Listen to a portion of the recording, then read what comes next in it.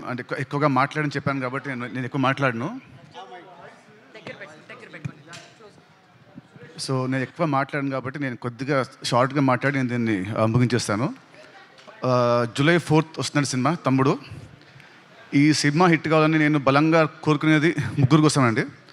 First ఒకటి మా director Venu Sriram. తను పడ్డ కష్టం ఫ్రమ్ పాస్ట్ 2 years ఎంతో నా ఒక్కడికి తెలుసు. సో అదంతా డీటెయిల్గా నేను జూలై 4th మాట్లాడతా. అండ్ సెకండ్ వచ్చేసి నన్ను ఇష్టపడే వాళ్ళు, నా అభిమానులు కానివ్వండి, లేదంటే కామన్ ఆడియన్స్, నాకు హిట్ వస్తే ఆనందపడేవాళ్ళు, ఫ్లాప్ వస్తే బాధపడేవాళ్ళు.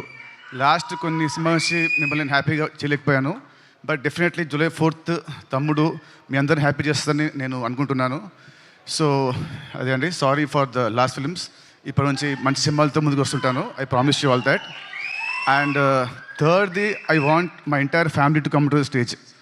ఒక్కసారి just I want to talk about everybody. ఒక్కసారి అందరూ, వర్ష అండ్ లేయ గారు, సత్యం నాకు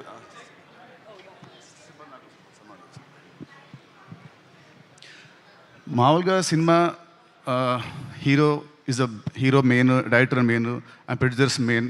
అండ్ సేమ్ వేస్ ఈ సినిమాకి చాలా కష్టపడ్డ వర్ష చెప్పినట్టు కష్టపడ్డ మా కెమెరా టీమ్, ఆర్ట్ డిపార్ట్మెంట్కి special thanks. But I want thanks specially ఈ ఆర్టిస్టులు అందరినీ. ఎందుకంటే 80 days ఫారెస్ట్లో, దాంట్లో 30-40 nights ఉంటాయి, 40-50 days ఉంటాయి.